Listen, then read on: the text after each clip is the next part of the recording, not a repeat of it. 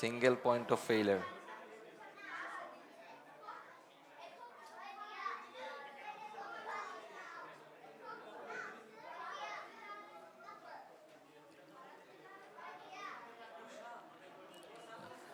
ঠিক আছে, ইনশাল্লাহ। জি, আমরা ইনশাল্লাহ আমাদের আলোচনা শুরু করি ইনশাল্লাহ। জি, বাচ্চারা তোমরা পিছনেই থাইকো, আর হয়তো একটু ওরা শুনবে না যদিও আমাকে। ওই যে তাফসির আছে, মুহতাদি আছে, তোমরা খেলা করো, সমস্যা নাই, কিন্তু একটু আস্তে। হ্যাঁ, আর যদি পারো বাংলা বুঝবা না তোমরা, তারপরেও চেষ্টা করো আর কি শোনার ইনশাল্লাহ। জি, আহ, মুস্তাফিজ শুরু করবো। জি, আউযু বিল্লাহি মিনাশ শাইতানির রাজিম, বিসমিল্লাহির রহমানির রহিম। ইন্নাল হামদালিল্লাহ নাহমাদুহু ওয়া নাস্তাঈনুহু ওয়া নাস্তাগফিরুহু ওয়া নাউযু বিল্লাহি মিন শুরুরি আনফুসিনা ওয়া মিন সাইয়্যাতি আ'মালিনা মান ইয়াহদিহিল্লাহু ফালা মুদিল্লা লাহু ওয়া মান ইউদ্লিল ফালা হাদিয়া লাহু ওয়া আশহাদু আল্লা ইলাহা ইল্লাল্লাহু ওয়াহদাহু লা শারীকা লাহু ওয়া আশহাদু আন্না মুহাম্মাদান আবদুহু ওয়া রাসূলুহু। রব্বি ইশরাহ লি সাদরি ওয়া ইয়াসসির লি আমরি ওয়াহলুল উকদাতাম মিন লিসানি ইয়াফকাহু কওলি। আসসালামু আলাইকুম ওয়া রাহমাতুল্লাহি ওয়া বারাকাতুহু। আল্লাহ তাআলার কাছে শুকরিয়া, আল্লাহ তাআলা আমাদেরকে এরকম একটা, আল্লাহ তাআলা এবং আল্লাহর আমাদের রসুল মুহাম্মদ সাল্লাল্লাহু আলাইহি সাল্লামের হাদিস থেকে কিছু আলোচনা করার জন্য আমাদেরকে একত্রিত করছেন, সেজন্য শুকরিয়া প্রকাশ করে আল্লাহ তাআলার দরবারে আলহামদুলিল্লাহ। তো বান্দা যখন শুকরিয়া করে নিয়ামত পেয়ে, তো আল্লাহ তাআলা তার ওই নিয়ামতকে আরো বাড়ায় দেন। আর যদি এরকম না শুকর হয়, তখন আল্লাহ তাআলা তাকে ওই নিয়ামতটা তার কাছ থেকে তুলে নেন। হ্যাঁ, শুধু তুলে নেন না, এবং আল্লাহ তাআলা বলছেন যে তাকে ওইটার জন্য আবার আযাবও দেন। হ্যাঁ, আপনারা যদি চিন্তা করেন, আমি গত কয়েকদিন ধরেই জিনিসটা নিয়ে আলোচনা করছিলাম যে গাজাতে ধরেন, হ্যাঁ, যে যেইভাবে আমরা যদি ল্যান্ডস্কেপটা দেখি, মানে ল্যান্ডস্কেপের আসলে কিছু বাকি নাই, সব পুরাটাই গ্রে হয়ে গেছে, অ্যাশ মনে করেন। হ্যাঁ, ওইটা আপনি আর কোনো কালার পিকচার পাবেন না, ওইখানে একটাই কালার, পুরাটা গ্রে।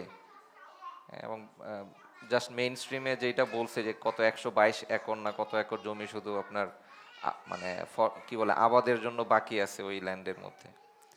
তো এটা আল্লাহ তাআলার টেস্ট। আল্লাহ তাআলা এক এক জাতিকে এক এক সময় এক একভাবে টেস্টের মধ্যে দিয়ে নিয়ে যান। হুম? তো এটা আমাদের জন্য এক ধরনের টেস্ট। আল্লাহ তাআলা ওইখানে যেইভাবে যেটা ফয়সালা করছেন, ওইটা আল্লাহ তাআলাই ভালো জানেন, ওনার সর্বজ্ঞানী, সব থেকে বেস্ট প্ল্যানার আল্লাহ সুবহানাহু ওয়া তাআলা। তো ওনার প্ল্যানের মধ্যে আছে ডেফিনেটলি উনি কি করবেন। বাট আমাদের জন্য আমরা যদি দেখি, মানে কয়েনের উল্টা পাশ থেকে আল্লাহ তাআলা এই যে আমাদেরকে নিয়ামত দিছেন, ধরেন খাবার বলেন, হ্যাঁ, এই যে এত সুন্দর রুমে বসে আল্লাহ তাআলার কথা শোনার মতো এই যে নিয়ামতগুলো দিছেন, এগুলোর জন্য শুকরিয়া করতে হবে। আমরা যদি না শুকর হই, দেখবেন এক সময় আল্লাহ তাআলা হয়তো আমাদেরকে এরকম কঠিন কোনো টেস্টের মধ্যে হয়তো ফেলে দিবেন। তো আল্লাহ তাআলার কাছে দোয়া করি আল্লাহ তাআলা যেন আমাদেরকে এই ধরনের কঠিন টেস্টের মুখোমুখি না করেন। আজকে আমার যে টপিক সেটা হলো আম, মানে আমির অথবা দায়িত্বশীল যে ইমাম, তার আনুগত্য। যে কোনো আলেম, দায়িত্বশীল বা মুরব্বীর আনুগত্যই শর্ত সাপেক্ষ। হুম। তো এইটা ধরেন, এই আমি যেখান থেকে আর্টিকেলটা নিছি, লেখক যেভাবে বর্ণনাটা শুরু করছেন, তো উনি একজন ওই ইহুদি একজন কি বলে বনি ইসরায়েলের একজন সাংবাদিক ওনাকে কোট করছেন। উনি যখন বসনিয়াতে কর্মরত ছিলেন, তখন উনি মুসলিমদের কয়েকটা অ্যাট্রিবিউট দেখছেন। মুসলিমদের এই বিভিন্ন চাল চলন, এগুলা দেখে উনি কিছু বিষয় ইমপ্রেসড হয়ে একটা বই লিখছেন। সেই বইটার নাম হলো এ হার্ট টার্নড ইস্ট। আমরা হয়তো ওয়েস্টের দিকে ঝুঁকে আছি, কিন্তু ওনার বইয়ের নাম ছিল এ হার্ট টার্নড ইস্ট। ওই সাংবাদিকের নাম হলো অ্যাডাম লেবর। তো উনি বলতেছেন যে উনি যখন ওই বসনিয়ার ওই যুদ্ধের সময় ছিলেন, ওনার কাছে সব থেকে অনেকগুলো মানে ইমপ্রেসিভ জিনিস ছিল মুসলমানদের। সব থেকে বড় ইমপ্রেসিভ জিনিস ছিল যখন এরা দেখে যে নামাজের মধ্যে একজন রুকুতে যাচ্ছে, সেজদায় যাচ্ছে, এরকম হাজার হাজার লক্ষ লক্ষ মানুষ তাকে ফলো করে এসে একই ধরনের কাজ করতেছে। তো এটাতে উনি খুবই ইমপ্রেসড হয়েছে। এবং আমরা কাবাতেও যখন আমরা যারা যাই, আমরা দেখি হ্যাঁ কীভাবে ইমামের ইত্তেদা করছে, ইমামকে ফলো করছে, হ্যাঁ, মুক্তাদি। তো এটাতে উনি দেখে খুবই ইমপ্রেসড হয়েছে। তো দেখেন যে আল্লাহ সুবহানাহু তাআলা মানে আমাদের এই যে যে দায়িত্বশীল তাকে ফলো করার ক্ষেত্রে যে নর্মস আমরা যদি দেখি, হ্যাঁ, যে কিভাবে লোকজন মানে ফলো করছে ইমামকে, তো এটার আমরা খুবই ধরেন নেকেড আইতে খুবই লেম ওয়েতে আমরা যদি চিন্তা করি, মানে ইমাম ধরেন এখন নামাজ পড়তেছে, আমরা সবাই ফলো করছি আলহামদুলিল্লাহ। এখন ইমাম ধরেন সূরা ফাতিহার জায়গায় তো যদি অন্য কিছু পড়ে ফেলে, হ্যাঁ, তখন কিন্তু পিছন থেকে ইমামকে সতর্ক করছি আমরা যে না, আপনি কিন্তু ভুল করছেন, আপনাকে এখন এটা ঠিক করে নিতে হবে। একবার দুইবার দিচ্ছি, ঠিক আছে, নামাজ সম্পূর্ণ হয়ে গেল আলহামদুলিল্লাহ।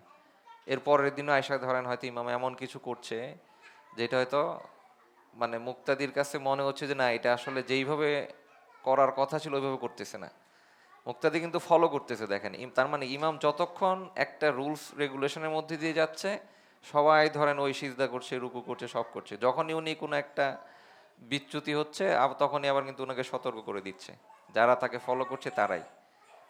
তো আমাদের ওই আনুগত্যটাও, যাদেরকে আমরা দায়িত্বশীল চিন্তা করি কিংবা যাদেরকে আমরা আমির হিসেবে মেনে নেই, যাদেরকে আমরা ধরেন ইমাম হিসেবে মেনে নেই, তাদের ক্ষেত্রে আনুগত্যটা আসলে এইরকমই। সূরা আন-নিসার 59 নম্বরে আল্লাহ সুবহানাহু ওয়া তাআলা বলছেন, বিসমিল্লাহির রহমানির রহিম, ইয়া আইয়ুহাল্লাযীনা আমানু আতিউল্লাহা ওয়া আতিউর রাসূল ওয়া উলিল আমরি মিনকুম ফাইন তানাযা'তুম ফি শাইইন ফারুদ্দুহু ইলাল্লাহি ওয়ার রাসূল ইন কুনতুম তু'মিনুনা বিল্লাহি ওয়াল ইয়াউমিল আখির যালিকা খায়রুন ওয়া আহসানু তা'ওয়িলা। এখানে আল্লাহ সুবহানাহু ওয়া তাআলা কি বলছেন? আল্লাহ সুবহানাহু ওয়া তাআলা বলতেছেন, হে মুমিনগণ, যদি তোমরা আল্লাহ ও আখিরাতে বিশ্বাস করো। এটা মুমিনদেরকে আল্লাহ সুবহানাহু ওয়া তাআলা বলছেন, সবাইকে না, হ্যাঁ, যাদের বিশ্বাস আছে, যারা মুমিন। যদি তোমরা আল্লাহ ও আখিরাতে বিশ্বাস করো তবে আল্লাহর আনুগত্য করো, আল্লাহর আনুগত্য করতে বলছেন, রসুলের আনুগত্য করো, এবং তাদের যারা তোমাদের মধ্যে কর্তৃত্বের অধিকারী অথবা দায়িত্বশীল, হ্যাঁ, অথবা ধরেন যাদেরকে আমরা কি বলে আমির, নেতা, নেতা হয়তো অনেকে এটাকে ডিফারেন্ট দিলে, বাট দায়িত্বশীল যারা আছে ওদেরকে আনুগত্য করতে বলছে আল্লাহ সুবহানাহু ওয়া তাআলা, আল্লাহ রসুল এবং তাদের যারা তোমাদের মধ্যে কর্তৃত্বের অধিকারী। কোনো বিষয়ে তোমাদের মধ্যে মতভেদ ঘটলে তা আল্লাহ ও রসুলের কাছে উপস্থিত করো। তার মানে আল্লাহ সুবহানাহু ওয়া তাআলা বলে দিচ্ছেন, আবার ওই আগের পর্যন্ত বলে থেমে যাননি যে আনুগত্য ওই তিন শ্রেণীকে করতে বলছেন, তিন ভাবে। তো বলছে যখনই, তার মানে দেখেন যেহেতু আল্লাহ তাআলা ওয়ার্নিং দিচ্ছেন, তার মানে আসলে এরকম মতভেদ হবে। যখনই আমরা ওই দায়িত্বশীলদের সাথে আনুগত্যের মধ্যে যাব, দেখা যাবে যে কোনো একটা মতের, হয়তো আমার মতো আমি যেভাবে বুঝছি একটা জিনিস, সেটা হয়তো আরেক দায়িত্বশীল হয়তো অন্যরকম বুঝতে পারছে। তো যখনই আমাদের এরকম মতভেদ হবে, বলছে তখন আল্লাহ ও রসুলের কাছে উপস্থিত করো, এটাই শ্রেয় এবং পরিণাম এটাই প্রকৃষ্টতর।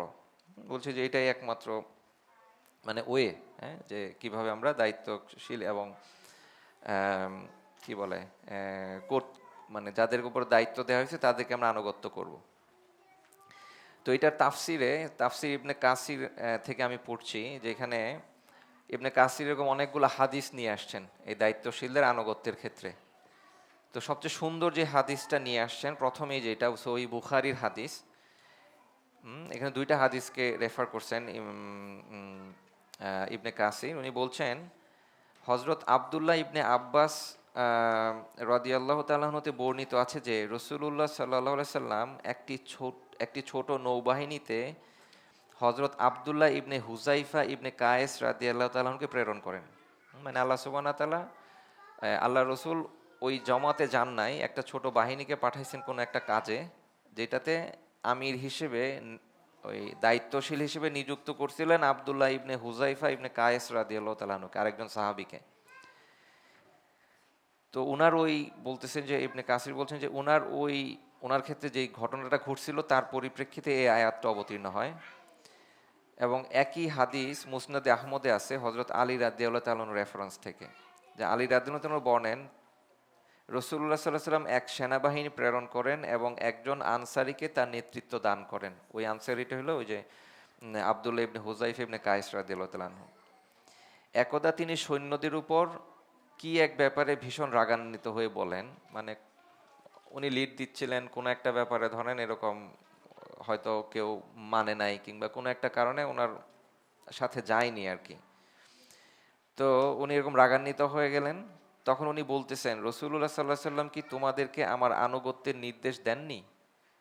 তো উনি এখন আল্লাহর রসুলকে কোট করছেন যে আল্লাহ রসুল তো বলে দিচ্ছে যে আমি এই জামাতের আমির, আমাকে মানতে হবে তোমাদের সবাইকে। হ্যাঁ, তার মানে হয়তো কোনো একটা কিছু একটা ঘটছে যেটাতে ওনাকে মানছিল না অন্য যারা আছেন ওনার ফলোয়াররা। তারা বলেন হ্যাঁ, মানে তখন ওনারা বলতেছে যে হ্যাঁ আল্লাহ রসুল ওইটাই বলছেন। তিনি বলেন, তখন উনি বলতেছেন যেহেতু সবাই স্বীকার করে নিয়েছে যে ওনাকে আনুগত্য করতে হবে, তখন উনি বলতেছেন তোমরা জ্বালানি কাঠ জমা করো। অতঃপর তিনি আগুন আনিয়ে কাষ্ঠগুলো জ্বালিয়ে দেন।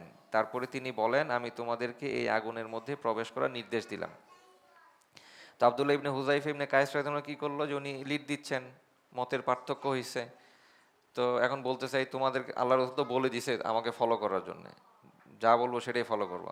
সবাই বলছে হ্যাঁ। এখন বলতেছে কাঠ নিয়ে আসো, আগুন জ্বালাই দিছে, বলছে এখন এই আগুনের মধ্যে সবাইকে ঝাঁপ দিতে। হ্যাঁ, তখন একজন নব্য যুবক সৈন্যদেরকে বললেন, এখন যখন ঝাঁপ দিতে এসে এখন তো সবাই ধরেন একটু কনফিউজড হয়ে গেছে। হ্যাঁ, তো দেখেন ইন্টারেস্টিং, এখানে অনেক অনেক হাদিস পাবেন যেখানে আসলে যে ইয়াং এবং ওই যে আমরা কি বলে দাউদ আলাইহিস সালামের ঘটনাও জানি যে যুবকদের আসলে একটু ডিফারেন্টলি হয়তো তারা বিভিন্ন কনটেক্সটে দাঁড়ায় যায়। তো এই কনটেক্সটেও একজন যুবক, অন্য সিনিয়র সাহাবী ছিলেন হয়তো ওখানে, তারা না বলতেছে যে একজন নব্য যুবক সৈন্যদেরকে বলেন আপনারা অগ্নি হতে রক্ষা পাওয়ার উদ্দেশ্যে আল্লাহ রসুল সাল্লাল্লাহু আলাইহি আশ্রয় নিয়েছিলেন। বলবো আমরা সবাই বায়াত করলাম আল্লাহ তাআলার কাছে, মানে আল্লাহ রসুলের কাছে, মুসলিম হইলাম, ইসলাম ধর্ম গ্রহণ করলাম যাতে জাহান্নামে না যাইতে হয়। আর আমরা এসে এখন এই মানে আমাদের নেতা বলতেছে আগুনে যাইতে, বলছে আমরা চাইলাম আগুন থেকে মুক্তি, এখন এই নেতা বলতেছে আমাদেরকে আগুনের মধ্যে ঝাঁপ দিয়ে আত্মহত্যা করতে অথবা পুড়ে যেতে। তো ওনার কাছে এটা রেশনাল মাইন্ড যেটা চিন্তা করতে, এটা এটা তো আসলে যুক্তিসঙ্গত না। হ্যাঁ, তো তখন উনি ওই যুবক বলতেছে আপনারা তাড়াতাড়ি করবেন না, মানে বলছে আপনারা এই ডিসিশন অ্যাপ্লাইয়ের ক্ষেত্রে তাড়াহুড়া করার কোনো প্রয়োজন নাই, যে পর্যন্ত না আপনারা আল্লাহ রসুল সাল্লা সাল্লামের সঙ্গে সাক্ষাৎ করেন। হ্যাঁ, যে বলতেছে এটা আসলে শুনে নিতে হবে আল্লাহ রসুলের হুকুম, মানে উনি কিভাবে এটাকে ট্রিট করছেন। কারণ আল্লাহ রসুল তো বলে দিয়েছে তোমরা আমিরকে মেনে নিবা, এখন আমির বলতেছে আগুনে ঝাঁপ দিতে। হ্যাঁ, এখন যুবক বলতেছে যে না এখানে একটু থামতে হবে। আচ্ছা, তো অতঃপর তিনিও যদি আপনাদেরকে আগুনে প্রবেশ করার নির্দেশ দেন তবে ওতে প্রবেশ করবেন। সুবহানাল্লাহ, চিন্তা করেন। হ্যাঁ, যে বলতেছে আল্লাহ রসুল যদি বলে এসে না তোমরা আগুনে ঝাঁপ দাও, তখনই আমরা ঝাঁপ দিব। হ্যাঁ, ইমানের দেখেন, স্টেট দেখেন। সুবহানাল্লাহ। অতঃপর তারা রাসূলুল্লাহ সাল্লাল্লাহু আলাইহি ওয়াসাল্লাম নিকট ফিরে এসে ঘটনাটি বর্ণনা করলো। তখন তিনি বললেন, আল্লাহ রসুল বলতেছেন তোমরা যদি আগুনে প্রবেশ করতে তবে আর কখনো সে আগুন হতে বের হতে না। হ্যাঁ, যে বলতে সাহাবীরা যদি ওই আগুনে ঝাঁপ দিত আর কখনোই ওই আগুন থেকে বের হইতো না, মানে সারা জীবন ওই জাহান্নামের ওই আগুনের মধ্যে পড়ে থাকতো। আল্লাহ রসুল বলছেন জেনে রেখো আনুগত্য শুধু আল্লাহ তাআলার সন্তুষ্টির কার্যেই রয়েছে। মানে হ্যাঁ, যেই কাজ ভালো, যেটা ওই কাজের মধ্যেই আনুগত্য করতে হবে। এখন আমার আমির যদি কোনো হারাম কাজের মধ্যে নির্দেশ দেয় ওইটার আনুগত্য করা যাবে না। হ্যাঁ, তখন আসলে ওই আমিরকে শুধরাই দিতে হবে। হ্যাঁ, ওইটা ওইটা না করাটাই হচ্ছে ওই আনুগত্য করা তখন। কারণ কি ওই যে তখন আবার ওই আল্লাহর রসুল এবং আল্লাহর কি বলে আল্লাহ তাআলার কাছে ফেরত যেতে হবে, কিতাবের কাছে।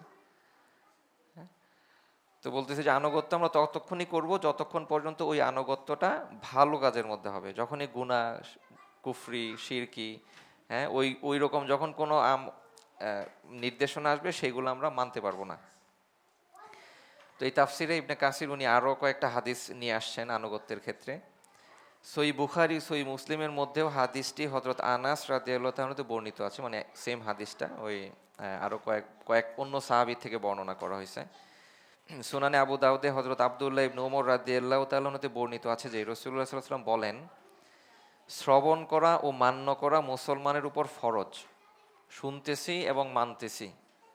হ্যাঁ, এটা একটা বড় অ্যাট্রিবিউটস ওই মানে এই উম্মতের জন্য। আল্লাহ রসুল সাল্লাহ সাল্লামের উম্মতের একটা বড় বৈশিষ্ট্য হলো ওনারা শুনেন এবং আল্লাহ রসুলকে মেনে ফেলেন, কোনো কোয়েশ্চেন নেই।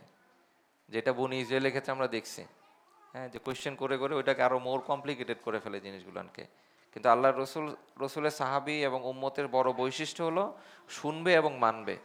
আল্লাহ রসুল এটা বলতেছে যে এটা মুসলমানের উপর ফরজ শ্রবণ করা ও মান্য করা, তা তার নিকট প্রিয় হোক বা অপছন্দনীয় হোক, যে পর্যন্ত না আল্লাহ ও রসুলের অবাধ্যতার নির্দেশ দেয়া হয়।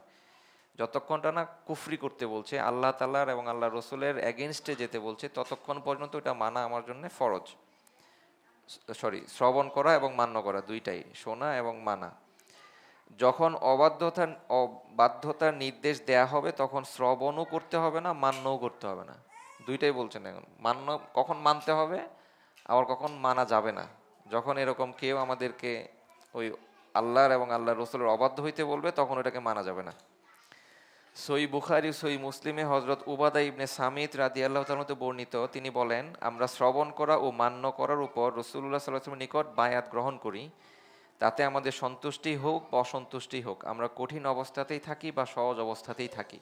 মানে বলতেছেন যে এখানে হালতের উপরেই ডিপেন্ড করে না, আমি আল্লাহ রসুলকে যে মেনে নিচ্ছি এবং তাকে মানতে কি বলে তার কথা শুনি এবং মানি। হ্যাঁ, এটা আমি ধনী গরিব, আমি সুস্থ অসুস্থ, আমার কোনো হালতের সাথে যায় না। সবসময় আমাকে মানতে হবে এবং ওনার কথা শুনতে হবে। এবং যদিও আমাদের উপর অপরকে প্রাধান্য দেয়া হয়, আর আমরা কার্যের যোগ্য ব্যক্তি হতে কার্য ছিনিয়ে না নেই। সুবহানাল্লাহ। হ্যাঁ, এটা একটা ইন্টারেস্টিং, যে ধরেন আমরা হয়তো কাউকে একজনকে দায়িত্বশীল দিছি, আমির বানাইছি কিংবা ইমাম বানাইছি, বলতেছে যে একজনকে দিছি, পরে অনেকগুলো হাদিস আসবে, আমরা দেখবো ইনশাল্লাহ। কিন্তু এখানে বলতেছে যে এরকম না যে একজনকে আমরা দায়িত্বশীল হিসেবে দিছি, এখন আমরা আবার ওর দায়িত্ব নেওয়ার জন্য প্রতিযোগিতা করতেছি, এটা করা যাবে না। হ্যাঁ, এই এই এই এই প্রতিযোগিতা করা যাবে না। মানে কি, যদিও আমাদের উপর অপরকে প্রাধান্য দেয়া হয়, আর আমরা কার্যের যোগ্য ব্যক্তি হতে কার্য ছিনিয়ে না নিই। হ্যাঁ, যে এটা এরকম কারো কাছ থেকে এটা ছিনিয়ে নেওয়া যাবে না, হ্যাঁ, এই দায়িত্বটা। তিনি বলেন, কিন্তু এই যে, এখন আবার অ্যাড করতেছেন পরের সেন্টেন্সটা, কিন্তু এই যে তোমরা স্পষ্ট কুফুরি দেখা যার ব্যাপারে তোমাদের নিকট আল্লাহ প্রদত্ত কোনো প্রকাশ্য দলিল রয়েছে। এর মানে এই না যে ধরেন আমি একদম ব্লাইন্ডলি আমার ইমামকে ফলো করে যাচ্ছি, দায়িত্বশীলকে ফলো করে যাচ্ছি, আমিরকে ফলো করে যাচ্ছি, এটা করা যাবে না। বলছে এটার মধ্যে আবার মানে কি বলে যে কাট অফ আছে। ধরেন আমি কখন এটাকে ওই কাট করে দিতে পারি, বলতেছে তখনই করতে পারি যখনই আমি দেখতে পাই স্পষ্ট ওই নেতা, ওই দায়িত্বশীল, ওই আমির, ওই ইমাম, হ্যাঁ, যে প্রকাশ্য কোনো কুফরি করছে, হ্যাঁ, যে আল্লাহ রসুলের এগেনস্টে কিছু করতেছে, যদি আমি দেখতে পাই, তখন আর ওই আমিরকে, ওই দায়িত্বশীলকে মানা যাবে না। সেই সময় তোমাদেরকে শ্রবণও করতে হবে না, মান্যও করতে হবে না। তখন এই দুইটার থেকেই আমাদের বিরত থাকতে হবে। সই বুখারী শরীফে হজরত আনাস রাদিয়াল্লাহু তাআলা হতে বর্ণিত আছে, রাসূলুল্লাহ সাল্লাল্লাহু আলাইহি ওয়াসাল্লাম বলেন, তোমরা শ্রবণ করো ও মান্য করো, যদিও তোমাদের উপর একজন ক্ষুদ্র মস্তক বিশিষ্ট হাবশী কৃতদাসকে আমির বানিয়ে দেয়া হয়। হ্যাঁ, এখানে ওই যে যে আরেকটা লেকচার শুনছিল, মানে বলতেছিল যে এখানে বাংলা পড়ছি তো, বাংলার আরেকটা ট্রান্সলেশন ছিল, বলছে যে হাবশী যেই কৃতদাস, বলতেছে ওনার বৈশিষ্ট্য সেটা কিসমিসের মতো যদি তার মাথা হয়। হ্যাঁ, মানে বলছে ধরেন আঙ্গুর তো একটু সুন্দর শেপে থাকে, কিসমিস মানে এবড়া থেবড়া, মানে দেখতে যদি ভালো না হয় কোনো আমির, কোনো দায়িত্বশীল, বলতেছে যে এইরকম নেতাও যদি তোমাদের উপরে মানে আসে, হ্যাঁ, যে তোমরা তাকেও শ্রবণ করতে হবে, তাকেও মান্য করতে হবে। হ্যাঁ, যাকে দেখতে ভালো লাগে না, যার চেহারা সুন্দর না হয়তো। হ্যাঁ, সহিহ মুসলিম শরীফে হযরত আবু হুরায়রা রাদিয়াল্লাহু তাআলা হতে বর্ণিত আছে, তিনি বলেন, আমার বন্ধু সাল্লাল্লাহু আলাইহি সাল্লাম আমাকে শ্রবণ করার ও মান্য করার উপদেশ দিয়েছেন, যদিও সে একজন ত্রুটিযুক্ত হাত পা বিশিষ্ট হাবশীকৃত দাসও হয়। হ্যাঁ, মানে তার মানে বোঝা যাচ্ছে যে তার বিভিন্ন শারীরিকভাবে হয়তো সে বিভিন্নভাবে ডিসেবিলিটি আছে, সেই ক্ষেত্রে আসলে তাকে আমাকে মানতে হবে যদি সে আমার দায়িত্বশীল হয়। সহি মুসলিমে হজরত উম্মে হুসাইন রাদিয়াল্লাহু আনহা হতে বর্ণিত আছে যে তিনি রাসূলুল্লাহ সাল্লাল্লাহু আলাইহি সাল্লামকে তার বিদায় হজের ভাষণে বলতে শুনেছেন, যদি তোমাদের উপর একজন কৃতদাসকে আমেল বানিয়ে দেয়া হয় এবং সে তোমাদেরকে আল্লাহ তাআলার কিতাব অনুযায়ী পরিচালিত করে, তবে তোমরা তার কথা শ্রবণ করবে ও মান্য করবে। অন্য বর্ণনা আরেকটা বর্ণনা আসে, মানে বোঝা যাচ্ছে যে এখানে বলতেছেন যে তার মানে আমাদের যদি আমির এরকম একজন হয়, ধরেন ফর এক্সাম্পল শিক্ষা দীক্ষার ক্ষেত্রে আমরা চিন্তা করতেছি আল্লাহ সুবহানাহু ওয়া তাআলা আমাকে অনেক জ্ঞান দিছেন, হ্যাঁ, যে দুনিয়াবি এই জ্ঞানে আমি হয়তো পোস্ট ডক্টরেট ডক্টরেট কয়েকটা আছে ধরেন ফর এক্সাম্পল, আর এমন একজন আমি নিযুক্ত করে দিয়েছেন যার হয়তো মানে একাডেমিক কোনো ইয়েই নাই, হ্যাঁ, যে জ্ঞান নাই ফর এক্সাম্পল ধরেন। কিন্তু মানে এটা হচ্ছে মানে আমি জাস্ট আমাদের কনটেক্সটে বলছি আর কি। আবার এরকম মানে কি বলে যে এটাই বলতেছেন আর কি, যে তার যদি ওই যোগ্যতা যদি নাও থাকে, কিন্তু আমরা যদি তাকে যদি দায়িত্বশীল, পরে বলবো কি কি ক্রাইটেরিয়ার উপর বেস করে নেতা হবে, মানে দায়িত্বশীল হবে কিংবা যেটা হবে, কিন্তু যদি আমাদের নির্বাচিত হয়, সে যদি কুফরি না করে ততক্ষণ পর্যন্ত তাকে আমাকে মেনে যেতে হবে। হ্যাঁ, সে আমার অন্য কোনোভাবে সে আমি তার থেকে বেশি হইলেও, হ্যাঁ, তাকে তখন আমাকে মানতে হবে। তাফসিরে ইবনে জারিরে হযরত আবু হুরায়রা রাদিয়াল্লাহু আনহু বর্ণিত আছে, নবী সাল্লাল্লাহু আলাইহি ওয়াসাল্লাম বলেন, আমার পরে সত্তরই সত্তরই তোমাদের উপর ভালো আমির ভালো হুকুম চালাবে। আল্লাহ রসুল বলতেছেন কিছু ভবিষ্যৎবাণী, যে আল্লাহ রসুলের পরবর্তী সময়ে কিছু ভালো আমির আসবে যারা ভালো হুকুম করবে, আবার কিছু মন্দ আমির মন্দ হুকুম চালাবে। দুই ধরনের আমিরই আসবে, ভালোও আসবে খারাপও আসবে। সত্যের অনুরূপ কার্যে তোমরা প্রত্যেকেরই আদেশ শুনবে ও মানবে এবং তাদের পিছনে নামাজ পড়তে থাকবে। যদি তারা ভালো কাজ করে তবে তোমাদের জন্যেও মঙ্গল এবং ভালো কাজ করে তবে তাদের জন্যেও মঙ্গল এবং তোমাদের জন্যেও মঙ্গল। মানে আমির যদি ভালো কাজ করে, আমাদের দায়িত্বশীল যদি ভালো কাজ করে, সেটা ওর জন্যেও ভালো, যারা ওনাকে ফলো করবে তার জন্যেও ভালো।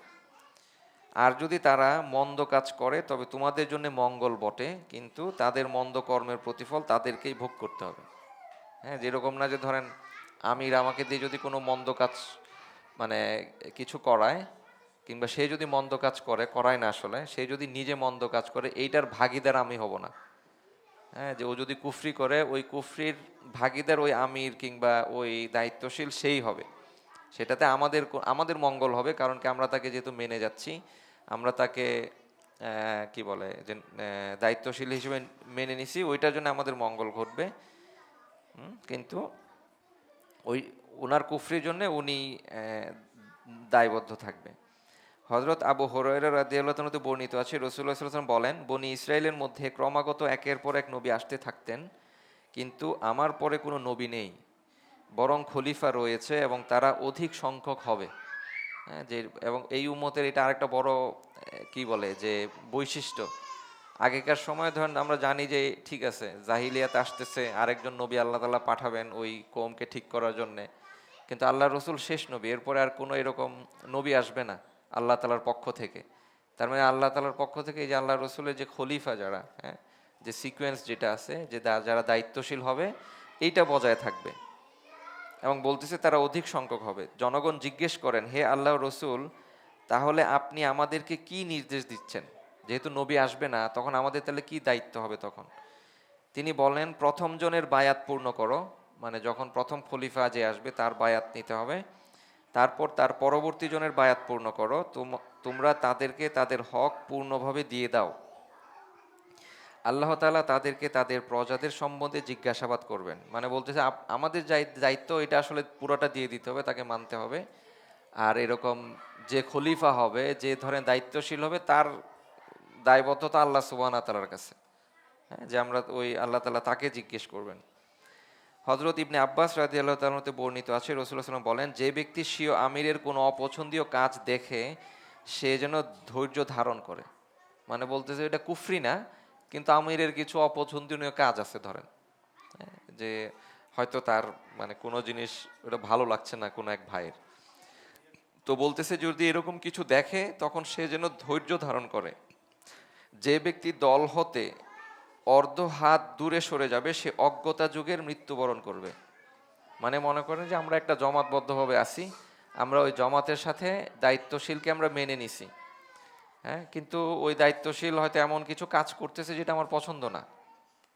হ্যাঁ, ধরেন আমি জানি না সে হয়তো গাড়ি দিয়ে আসে, আমারে নিয়ে যায় না ফর এক্সাম্পল, ভাল লাগতেছে না ধরেন। তো বলতেছে যে এইসব ক্ষেত্রে ধৈর্য ধরতে হবে, কারণ কি, আমি যদি এই কারণে ওই জমাত থেকে দূরে সরে যাই, অর্ধ হাত বলছেন এখানে হাদিসে, হ্যাঁ, বুখারী এবং মুসলিমের হাদিস এটা বলছে, যে ব্যক্তি দল হতে অর্ধ হাত দূরে সরে যাবে সে অজ্ঞতা যুগে মৃত্যুবরণ করবে। মানে জাহিলিয়া যুগের মৃত্যুবরণ যেরকম হয়, হ্যাঁ, একজনের যেই রকম আল্লাহ তাআলা যেভাবে ট্রিট করবে, ওই ব্যক্তিকেও সে যদি আমিরের ইত্তেদা না করে, আমিরকে যদি ফলো না করে, বলতেছে তার মৃত্যুটা ওই রকম হবে। হযরত ইবনে ওমর রাদিয়াল্লাহু তাআলা হতে বর্ণিত আছে, তিনি রাসূলুল্লাহ সাল্লাল্লাহু আলাইহি ওয়াসাল্লামকে বলতে শুনেছেন, যে ব্যক্তি আনুগত্য হতে হাত টেনে নেয়, মানে আমির আনুগত্য থেকে কিংবা দায়িত্বশীলের আনুগত্য থেকে, সে কিয়ামতের দিন হুজ্জত ও দলিল ছাড়াই আল্লাহ তাআলার সাথে সাক্ষাৎ করবে। মানে এর বাংলাটা হয়তো একটু ডিফারেন্ট, আমি ইংরেজিটা দেখছিলাম যে বলছে যে মানে ওর আসলে কোনো রেফারেন্স থাকবে না, মানে আল্লাহ তাআলার কাছে প্রেজেন্ট করার মতো কোনো দলিল থাকবে না তার কাছে, যে আমি এই কারণে তার থেকে মানে আমি ওই কি বলে বায়াত নিছিলাম, ওইটা থেকে আমি দূরে সরে গেছি। হ্যাঁ, বলতেছে যে কি, যে আমাদেরকে ওই জমাত থেকে কেউ যদি হাত টেনে নেয়, মানে দূরে সরে যায়, হ্যাঁ, তো বলতেছে কিয়ামতের দিন আমরা যখন আল্লাহ তাআলার কাছে দাঁড়াবো, তখন আসলে আমাদের আর কোনো ওই জবাব নাই আল্লাহ তাআলার সামনে।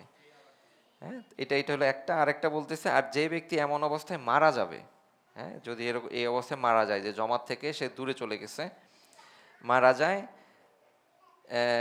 মারা যাবে যে তার স্কন্ধে কারো বশ্যতা স্বীকার নেই, মানে বলতেছে যে ধরেন কারো কাঁধে সে কোথাও কোনো বায়াত নেয় নাই, হ্যাঁ, সে পীর ধরেন একা একাই, মানে কি বলে সে মানে নিজেই নিজের আমির আর কি, টাইপ অফ। যদি এরকম হয়, সে বলতে সে তার অজ্ঞতার যুগে মৃত্যুবরণ করবে।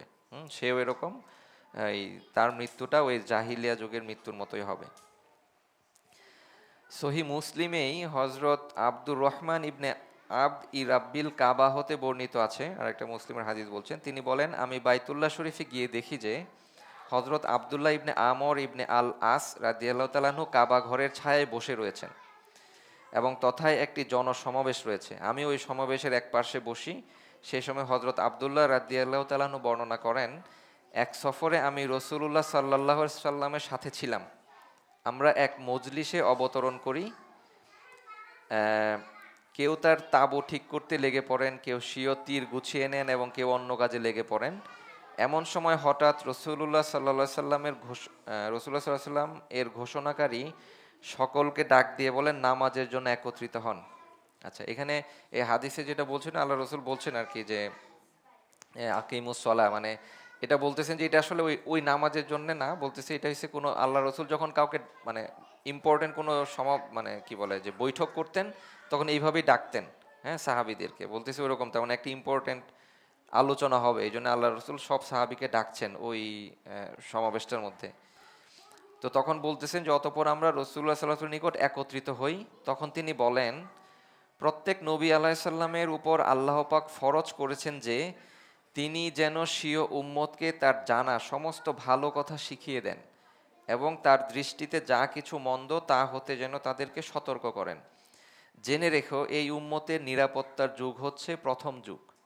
আল্লাহ রসুল বলতেছেন যে প্রত্যেকটা নবী যারা আসছে সবাই ভালো কথা বলছে এবং মন্দে, মানে তাদেরকে যে ভালো জিনিস জানানো হয়েছে সব জানাই দিছে, তাদেরকে যে মন্দ জিনিস জানানো হয়েছে সেটাও জানাই দিছে। আর আল্লাহ রসুল বলতেছেন যে এই উম্মতের মানে প্রথম যুগটা হবে একটু ভালো নিরাপত্তার যুগ, মানে এই যুগে ফিতনা ফাসাদ এগুলা থাকবে না, কম, হ্যাঁ, যেটা নিরাপত্তার যুগ। শেষ যুগে বড় বড় বিপদ আসবে যা মুসলমানগণ অপছন্দ করবে। হ্যাঁ, এখন এই হাদিসটা পড়লে হয়তো আরো বুঝতে, আমি পড়ি তারপরে আমার এক্সপ্লেনেশনে যাই। এবং ক্রমাগত ফিতনা আসতে থাকবে। একটি হাঙ্গামা উপস্থিত হলে মুমিন মনে করবে যে তাতেই তার ধ্বংস রয়েছে, ওটা সরে গিয়ে আরও একটি ওর চেয়েও বড় গন্ডগোল আসবে যাতে সে নিজের ধ্বংস অনিবার্য বলে বিশ্বাস করবে। মানে দেখেন, ফিতনা আসতেছে একটার পর একটা। আমরা মনে করতেছি, হ্যাঁ, চেঙ্গিস খান যখন দখল করা শুরু করছে যে ওইটাই মনে বড় ফিতনা, হ্যাঁ, যে এখন মুসলমান সব কুচোকাটা করে শেষ হয়ে যাচ্ছে, এটাই মনে হয় কেয়ামতের ওই যে মানে বড় বড় যে আলামত ওগুলা চলে আসতেছে। এখন আমরা দেখি যেটা শুরু করছিলাম আমরা, ধরেন, হ্যাঁ, যে অন্য ধর্মের যারা আছে ওরা যেইভাবে আমাদের উপরে অপ্রেসড করছে আমাদেরকে, হ্যাঁ, আমরা এটা মানতে পারতেছি না, আমরা বুঝতেছি যে এটা একটা বড় ফিতনা। আমাদের এক ভাই বলতেছিল যে ধরেন উনি অ্যাজিউম করতেছেন সামনে আরো বড় কিছু আসবে, হ্যাঁ, অল্প দিনের মধ্যে, কয়েকদিনের মধ্যে এরকম কিছু একটা। তার মানে কি, যারা আমরা অ্যাওয়্যার, আমরা যারা এগুলো নিয়ে চিন্তা করি, আমাদের কাছে মনে হচ্ছে যে আসলে এই ফিতনাটা অনেক বড়, হ্যাঁ, যে ফিতনাটা গেছে তার থেকেও এখনকার ফিতনা আরো বড়। তো আল্লাহ রসুল এটা বলে গেছেন যে আস্তে আস্তে এরকম ফিতনা আসবে যেটাকে আমার উম্মত মনে করবে, একটা আসলে মনে করবে এটাই মনে হয় অনেক বড় ফিতনা, এর থেকে বড় ফিতনা আর নাই। এরপরে যখন আরেকটা আসবে তখন মনে হয় হ্যাঁ আগেরটা তো কিছুই ছিল না, এটা তো আরো বড় বড় ফিতনা। হ্যাঁ, তো বলতেছে যে এরকম যে বিপদ আসতে থাকবে। যেই ব্যক্তি জাহান্নাম হতে দূরে থাকতে ও জান্নাতে অংশ নিতে চায়, এখন আল্লাহ তাআলা বলতেছেন যে এইরকম সিচুয়েশনে আমরা আমাদের করণীয়টা কি তাইলে। আল্লাহ তাআলা বলছেন যেই ব্যক্তি জাহান্নাম থেকে দূরে থাকতে ও জান্নাতে অংশ নিতে চায় সেই জন্য মৃত্যুর আগমন পর্যন্ত আল্লাহর উপর ও কিয়ামতের দিনের উপর বিশ্বাস রাখে। তার মানে আল্লাহ এবং আল্লাহর, হ্যাঁ, ডে অফ রিজারাকশনের উপর যে বিশ্বাস, সেটা আমাদেরকে ধরে রাখতে হবে। জনগণের সাথে যেন ওই ব্যবহার করে যা সে নিজের জন্য পছন্দ করে। মানে যে ধরেন একটা ফিতনা আসছে, এখন আমি আমি জানি না আমার রিয়াকশন কি হবে। এখানে যেহেতু হাদিসে বলতেছে যে জনগণের সাথে ভালো ব্যবহার করতে হবে, মানে মনে করেন যে আমি চিন্তা করলাম যে না এখন সব কচু কাটা বলে, এটা তো বুঝবে না অনেকেই, ধরেন তো এরকম করে ফেলতে হবে ধরেন। তো বলতেছে যে মানে জনগণের সাথে যেন আমি এইরকম ফিতনার সময়ে আমার মুআমেলাত মুআশেরাত অন্যদের সাথে কি রকম হবে, বলতেছে আমি যেটা আমার জন্য এক্সপেক্ট করি অন্য ভাইয়ের সাথে যেন আমি সেই ধরনের ব্যবহারই করি। তারপর বলছেন জেনে রেখো যে ব্যক্তি ইমামের আচ্ছা, জেনে রেখো যে ব্যক্তি ইমামের বায়াত গ্রহণ করলো সে তার হাতের ক্ষমতা ও অন্তরের ফল তাকে দিয়ে দিল। তার মানে ওই যে এইরকম সিচুয়েশনে ফিতনার সময় আমি একা একা মনে করেন যেটা বললাম আর কি, আমি আমার বুঝ নিয়ে মনে করেন যে আগায় গেলাম। হ্যাঁ, যে বলতেছে এরকম না, কারণ কি ওই আমাদের একটা জামাতের বদ্ধভাবে থাকতে হবে। ওই ইমামের বায়াত নেওয়া মানে ইমামের কে আমি আমার হাত দিয়ে দিছি মানে আমার যত অ্যাক্ট আছে এগুলো আমি আমার জামাতের উপর দিয়ে দিছি, জামাত থেকে যে ডিসিশন আসবে আমি সেই ডিসিশন মেনে নিচ্ছি। তারপর বলছে আমার অন্তর যেটা আছে, হ্যাঁ, যে অন্তরের ফল তাকে দিয়ে দিল। তার হাতের ক্ষমতা এবং অন্তরের ফল দুইটা এরকম ওই যেখানে আমি বায়াত নিছি সেখানে আমি দিয়ে দিচ্ছি। তখন তার আনুগত্য স্বীকার করা তার উচিত। অ্যাগেইন ওই যে ধরেন দায়িত্বশীলের আনুগত্য করা। তখন যদি অন্য কেউ এসে ওই ক্ষমতা ইমাম হতে ছিনিয়ে নেওয়ার ইচ্ছে করে তবে তোমরা তার গর্দান উড়িয়ে দাও। মানে বলতেছে যে ঠিক আছে ইমাম এটা কাজ করতেছে না।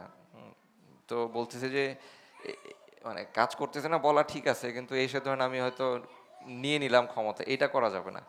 হ্যাঁ, করা যাবে না বলতে বোঝাচ্ছে ওই যে ওই পর্যন্ত করা যাবে না যতক্ষণ না তাকে আমরা বাহ্যিক কুফরি দেখতে পাচ্ছি এবং আমার কাছে দলিল আছে।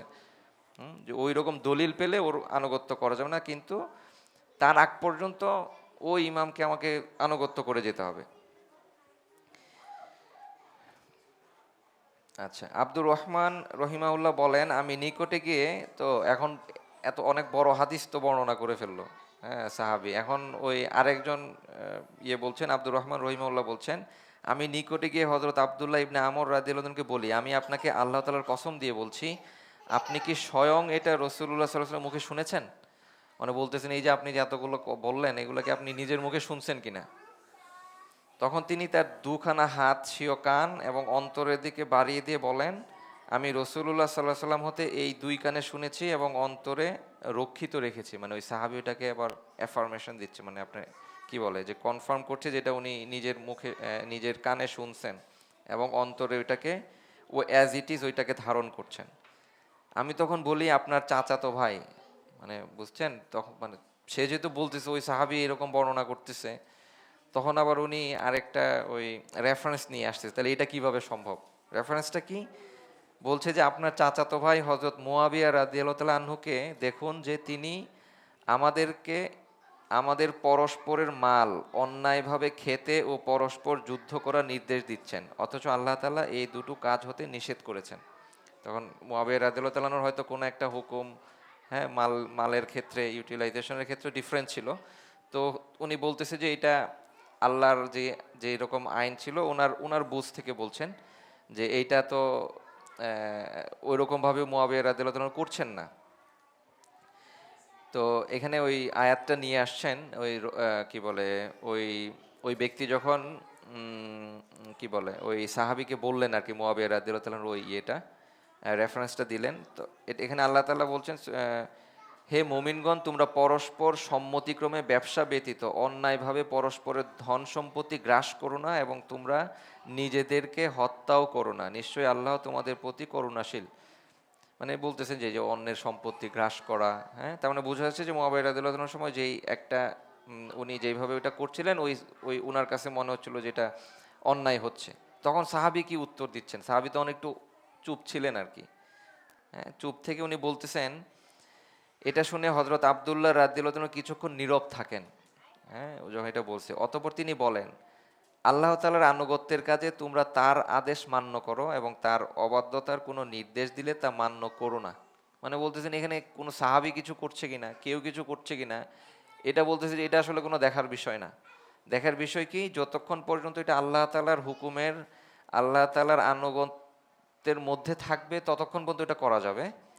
যখন ওইটা আনুগত্য, যদি এটা ওই আয়াতের এগেনস্টে যায় যে এই কাজটা করা হচ্ছে, ওইটাকে তখন আর মানা যাবে না। হ্যাঁ, এটা যেই কি বলে দায়িত্বশীল, যেই আমির, যেই খলিফাই ওইটা বলুক। আচ্ছা, এই সম্পর্কে আরো বহু হাদিস রয়েছে। এই আয়াতে তাফসিরে হযরত সুদ্দী রহমতুল্লাহ বলেন, রাসূলুল্লাহ সাল্লাল্লাহু আলাইহি ওয়াসাল্লাম এক সৈন্য বাহিনী প্রেরণ করেন, যেটা আমরা বলতেছিলাম আগেই। আচ্ছা, হযরত খালিদ ইবনে ওয়ালিদ রাদিয়াল্লাহু তাআলাকে এর সেনাপতি নিযুক্ত করেন ওই একটা সেনাবাহিনীতে। ওই সেনাবাহিনীর হযরত আম্মার ইবনে ইয়াসার রাদিয়াল্লাহু আনহু ছিলেন। ওই সেনাবাহিনী যে গোত্রের দিকে যাওয়ার ইচ্ছা করেছিলেন সেই দিকেই চলছিল। রাত্রিকালে তাদের গ্রামের নিকটে তার শিবির সন্নিবেশ করেন। আমি একটু দ্রুত পড়ে যাচ্ছি, আপনাদের ঘুম চলে আসছে, অনেকে টায়ার্ড হয়ে গেছেন। শুধুমাত্র একটি লোক রয়ে যায়, মানে এখানে এখানে আরেকটু ধরেন ইয়ে করছে যে আম, আরেকটা হাদিস থেকে বর্ণনা করছেন আর কি, যে কিভাবে আমরা আনুগত্য করব দায়িত্বশীলদের। তো আমার মনে হয় আমি একটা না অনেকক্ষণ বলে ফেলছি, তাহলে এখান থেকে জাস্ট কয়েকটা আহ, এখানে অনেকগুলো জিনিস আসছে, হ্যাঁ, যে যে আয়াতের মধ্যে থেকে আয়াতটা কোথায়, যেখানে আল্লাহ তাআলা বলতেছেন যে তোমরা আল্লাহর রসুল কে বিশ্বাস করো, কি বলে আনুগত্য করো এবং তাদের যারা তোমাদের মধ্যে কর্তৃত্বের দায়িত্বশীলের অধিকারী। এখন এই দায়িত্বশীলের ডেফিনেশন আসলে কেমন? হ্যাঁ, দায়িত্বশীলের ডেফিনেশন যেহেতু আমরা হাদিস থেকে দেখতে পাচ্ছি, ধরেন অনেকগুলা কি দায়িত্বশীল যদি এটা বলে এটা মানতে হবে প্রথমত। যদি সে বাহ্যত কুফরি করে এবং ওইটার দলিল থাকে আমাদের কাছে, তখন তাকে মানা যাবে না। আবার আমাদেরকে বলতেছে যে জমাতবদ্ধভাবে থাকতে, জামাতের মধ্যে থাকতে, জামাত থেকে যদি হাত টেনে নেই, হ্যাঁ, তাহলে আমার মৃত্যু হবে ওরকম জাহিলিয়াতের মৃত্যুর মতো। হ্যাঁ, অথবা আমি যদি ওই হাসরের মাঠে আমি যখন উঠবো তখন আল্লাহ তাআলার কাছে আসলে আমাকে মানে আমার কোনো জবাব থাকবে না। তো এই ক্ষেত্রে তাহলে এখন ধরেন মানে জামাত কোনটা?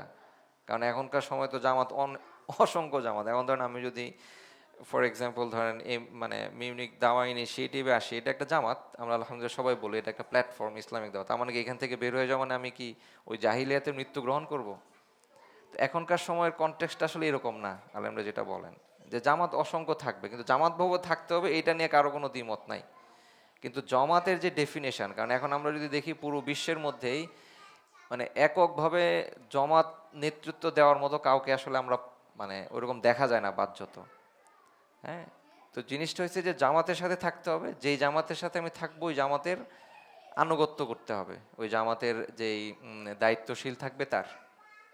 হ্যাঁ, এখন যদি ওই আমরা দেখি ওই আনুগত্যের মধ্যে ওই যেই দায়িত্বশীল আছে তার মধ্যে কুফরি আছে, তার রেফারেন্স আছে, তখন আবার তার ওই দায়িত্বশীল ওইটার মধ্যে থাকা যাবে না। এটা হলো একটা।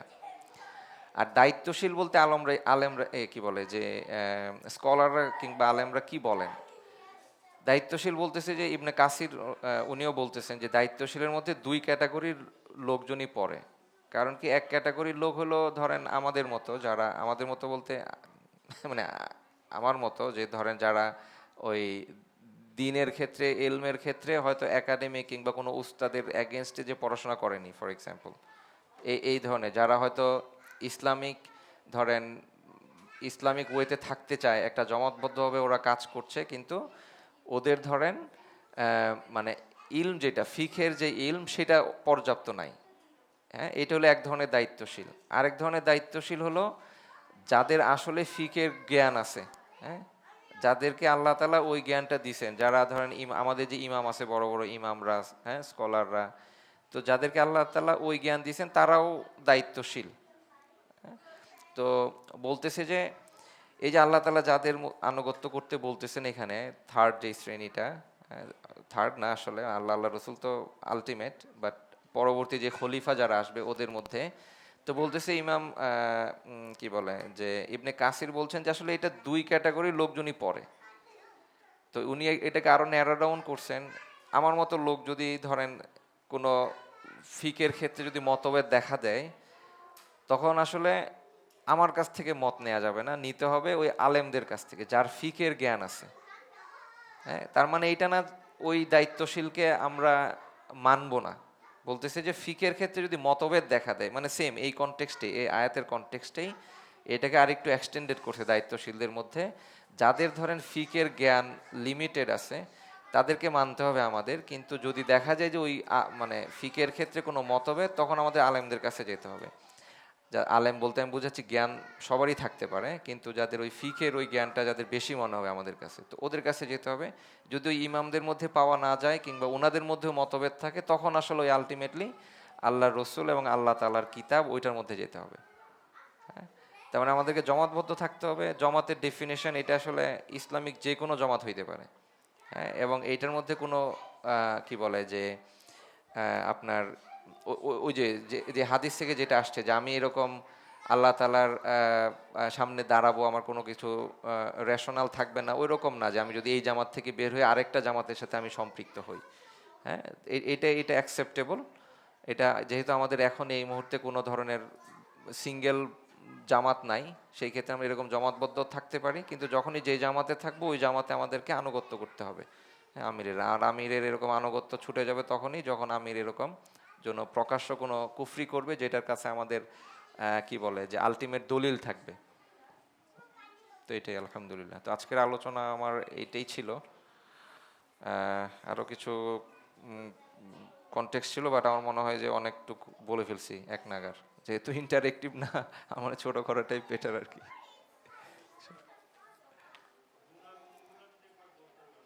ওই যে দায়িত্বশীলদের গুণাগুণ, ওইটা ওই যে হ্যাঁ ওই কোয়ালিফিকেশনটা আসলে ওরকম না। ওই যে বললাম লাস্টে দায়িত্বশীলের যে ক্যাটাগরি দুইটা বলছেন, আসলে গুণাগুণের ক্ষেত্রে আসলে যে কোনো গুণই হইতে পারে, যেটা বললাম।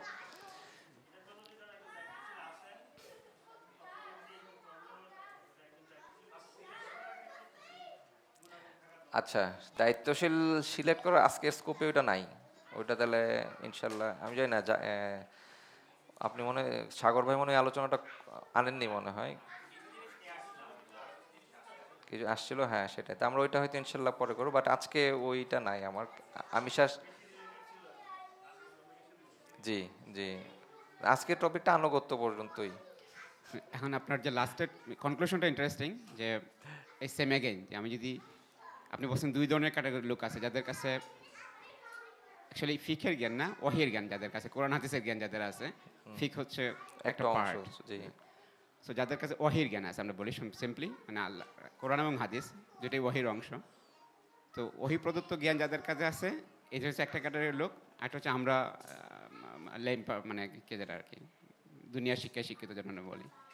এখন প্রশ্নটা আবার সেম, ঘুরে ফিরে আবার আগে মানে ব্যাক টু মানে স্কোয়ার ওয়ানের মতোই, যে ওহির জ্ঞান জানা লোকজন তাদের মধ্যে যদি মতভেদ দেখা দেয়, তখন আমাকে আবার আল্লাহ তার রাসূলের কাছে ফেরত যেতে হচ্ছে। জি। তার মানে আমাকে ওই জ্ঞানটা অর্জন করতে হবে আবার।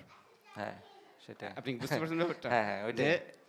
এন্ড অফ দ্য ডে ওহির জ্ঞানদারী যারা আছে তারা যখন কোনো কিছুতে মতভেদ করবে, আমাকে আরেকজন খুঁজে বের করতে হবে তার চেয়ে রিলায়েবল, তার চেয়ে রিলায়েবল।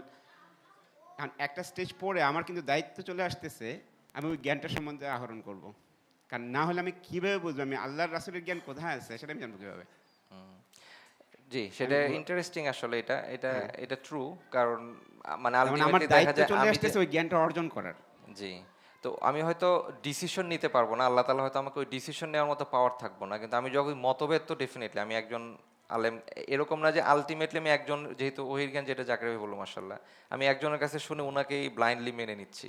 আমাকে আসলে ওই পড়াশোনা করতে হবে। পড়াশোনা করার পরে আমি যদি আসলে ডিসিশন না নিতে পারি, তখন ওই আলটিমেটলি আমাকে আল্লাহর রসুলের যেই মানে যে তার কি মানে আমাকে আবার ওহির জ্ঞানের কাছে ফিরে যেতে হবে, মানে এন্ড অফ জানতে দ্য হবে, ডে আমাকে ওখানে যেতে হচ্ছে। যেতে হবে। হ্যাঁ তার মানে আমি যে একা একা বসে থাকবো আর ট্যাবলেট ক্যাপসুলের মতো গিলে ফেলবো, জি ব্যাপারটা ওই রকম না। জি ব্যাপারটা আমাকে আলটিমেটলি আমাকে ওই ওই দিকেই আগাইতে হবে। মানে আমি নিজেকে দুনিয়া শিক্ষা শিক্ষিত বলে ভাই আমি কিছু বুঝি না দিনের তেমন কিছু, বলে বসে থাকবো, সেটা মনে হয় হবে না, সেটা আল্লাহ তাআলার কাছে অ্যাকসেপ্টেবল না। না। আর আয়াতের কনটেক্সটে একটা মজার জিনিস আছে, যেটা হচ্ছে শুরুতে, যেটা মানে আল্লাহ তাআলা কীভাবে শুরু করে একটা আয়াত, এটা খুব ইম্পর্টেন্ট। যে আল্লাহকে বিশ্বাস করে এবং আল্লাহর শেষ দিনে বিশ্বাস করে। এখানে আল্লাহ তাআলা বলে নাই জান্নাতে বিশ্বাস করে, জাহান্নামে বিশ্বাস করে, বুঝতে পারছেন, বিভিন্ন নিয়ামতের উপর বিশ্বাস করে, আগুনে বিশ্বাস করে, এরকম কিছু না। তো এটা ইন্টারেস্টিং যে, কারণ নলেজের সাথে, আনুগত্যের সাথে আপনার যে জিনিসটা জড়িত, সেটা হচ্ছে আমরা যেটা বলি যে ফ্যান বটন হচ্ছে কী বলে, মানে আমরা যেটা মানে আমি নিজের যেটার জন্য কি মানে দায়বদ্ধতা যেটা বলতে পারেন আপনি, যে আমাকে যেটার জন্য অ্যান্সার করতে হবে, মানে আমাকে আমার জন্য বা আমার ফ্যামিলির জন্য বা আমার জামাতের জন্য বা আমার এরিয়ার জন্য আমাকে যেটার জন্য দায়বদ্ধতা, আমার যে দায়বদ্ধতা আছে এবং যেটার জন্য আমাকে প্রশ্ন করা হবে, প্রশ্নটা হবে জাহান্নামেও প্রশ্ন হবে না, জান্নাতে কোনো প্রশ্ন হবে না, প্রশ্ন হবে কিয়ামতের দিনে। এই জন্য আল্লাহ তাআলা বলে যে আল্লাহ এবং কিয়ামতের দিনে যারা বিশ্বাস রাখে, কিয়ামতের দিনটা এখানে কেন স্পেসিফিক বলা হয়, এটা খুব মানে এই কনটেক্সটে ইন্টারেস্টিং, যে এইটাই বলা হয় কারণ আমাকে, আমার আনুগত্যের উপর আমাকে প্রশ্ন করা হবে, যার আনুগত্য আমি করছি তাকেও প্রশ্ন করা হবে, এবং প্রশ্নের জায়গা হচ্ছে কিয়ামতের দিন। সো আমি যখন কিয়ামতের দিনে বিশ্বাস রাখবো, মানে আমি আমার দায়বদ্ধতার উপরে বিশ্বাস রাখতেছি যে আমাকে আনবোর্ড মানে আমাকে অ্যান্সার করতে হবে কোনো একটা কিছুতে, আল্লাহ যদি আমাকে কোনো কিছুতে কোয়েশ্চেন করে। তো এই জন্য আয়াতের কনটেক্সটটা ইন্টারেস্টিং। আর আপনার ওই মেইন হচ্ছে যে আনুগত্য তো লেভেল যদি চিন্তা করেন, কোনটা হচ্ছে লেভেল 0 আর কোনটা হচ্ছে লেভেল 1, ঠিক আছে? তো লেভেল 0 হচ্ছে আল্লাহ তার রাসূল, মানে কোনো কোয়েশ্চেন করা যাবে না, মানে ওই 0টা হচ্ছে নো কোয়েশ্চেন। আর লেভেল 1টা হচ্ছে ওই আল্লাহর রাসূলের আনুগত্য, ওটা কাভার করতেছি কিনা, মানে ওইটা হচ্ছে ওই কোয়েশ্চেন আর কি, যে আমি আল্লাহর রাসূলের বিরুদ্ধে যাচ্ছি কিনা। যদি আল্লাহ তার রাসূলের বিরুদ্ধে যায়, নো আনুগত্য। যদি আল্লাহ তার রাসূলের আনুগত্যের মানে হুকুমের ভিতরে থাকে বা আদেশ নির্দেশের ভিতরে থাকে, তাহলে আনুগত্য আছে, তখন আবার আর কোনো কোয়েশ্চেন নেই। জি ব্যাপারটা হচ্ছে এরকম আর কি। আশা করি সবার বোঝা গেছে ইনশাআল্লাহ। জি ইনশাআল্লাহ। মানে ওই যে আরেকটা হাদিস যেটা বললো, অপছন্দীয় কারণে যদি আমি হাত ছড়াই নেই, মানে আমার অপছন্দ পছন্দ দিয়ে আসলে ওই আনুগত্যের মধ্যে আসবে না, যতক্ষণ না কুফরি অথবা বাহ্যিত দলিল আছে আমিরের এগেনস্টে। এটা আলহামদুলিল্লাহ, তো আমরা চেষ্টা করবো ইনশাল্লাহ। চেষ্টা না, আসলে এটা আমাদের তো জন্য দায়িত্ব। আচ্ছা, মুস্তাফিজ কিছু বলবেও না ইনশাল্লাহ।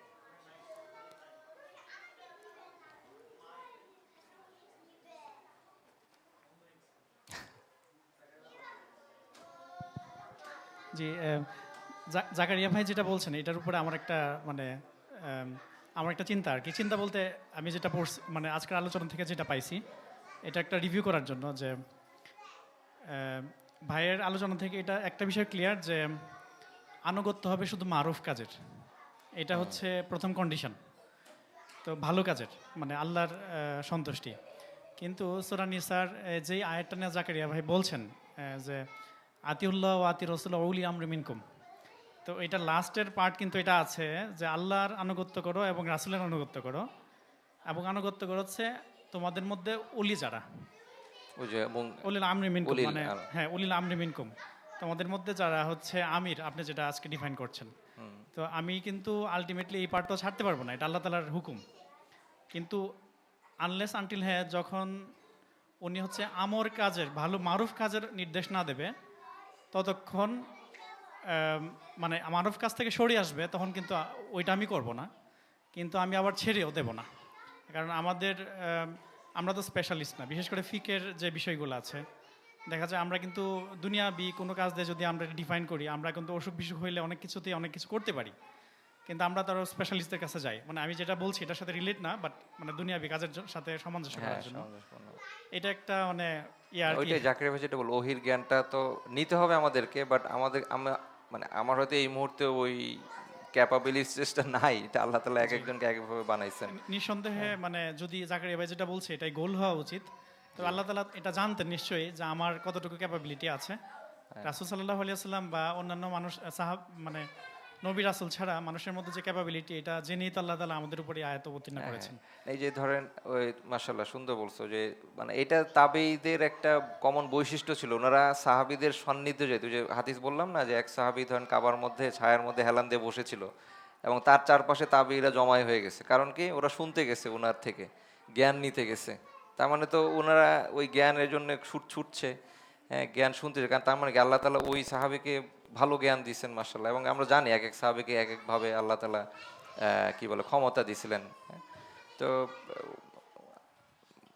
জি, আরেকটা মানে রিমার্ক হচ্ছে মানে আমাদের আজকের আলোচনাটা আমার কাছে মনে হয় খুবই ইম্পর্টেন্ট, বিশেষ করে আমরা যারা দিন পালন করার চেষ্টা করছি, এই ধরনের একটা অর্গানাইজেশনের সাথে কাজ করছি, প্রত্যক্ষভাবে পরোক্ষভাবে শ্রম দিচ্ছি।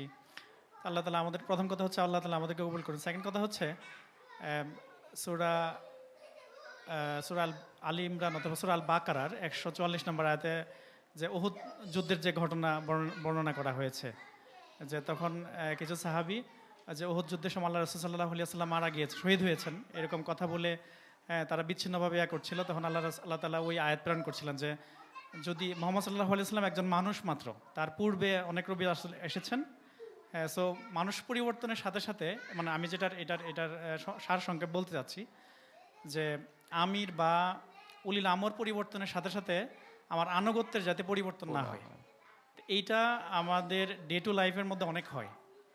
মানে এটা আমার জন্য একটা রিমাইন্ডার আর কি, যে আমি যখন আমির পরিবর্তন হবে, ইমাম পরিবর্তন হবে, কিন্তু ভালো কাজের কোনো কিছু পরিবর্তন হবে না। জি জি, ওইটাই আর কি, ওই যে আল্লাহ ওইটাই বলছে হাদিসে যে আসলে ব্যক্তির চেহারা সৌন্দর্য এগুলা দিয়ে কিছু যায় আসে না আর কি, আমির আনুগত্য করতে হবে আর কি ইনশাল্লাহ। জি না, সেটাই আর কি ইনশাল্লাহ। তা আলহামদুলিল্লাহ, আমার মনে হয় আমরা সবাই বুঝতে পারছি এবং আমরা এইভাবেই চলি ইনশাল্লাহ। জাস্ট রিমাইন্ডার আর কি যে আমাদের মানে কিভাবে আসলে এটা, এবং দায়িত্বশীল বলতে এটা শুধুমাত্র আসলে পুরো জামাতের না, আমি হয়তো আমার পরিবারের ক্ষেত্রেও একই জিনিস প্রযোজ্য, হ্যাঁ, যে আমি আমার পরিবারে আমি কি বলে যে দায়িত্বশীল, হ্যাঁ আমাকে মানতে হবে, এটা ছোট ছোটোভাবে নেওয়া যায় আর কি, হ্যাঁ। তো এই আর কি আলহামদুলিল্লাহ। তো জাযাকাল্লাহু খাইরান সবাইকে। তো আজকে আমরা ইনশাআল্লাহ আমাদের আলোচনা আজকে শেষ করছি। সুবহানাকা আল্লাহুম্মা আশহাদু আল্লা ইলাহা ইল্লা আনতা আস্তাগফিরুকা ওয়া আতুবু ইলাইক। আসসালামু আলাইকুম ওয়া রাহমাতুল্লাহি ওয়া বারাকাতুহু।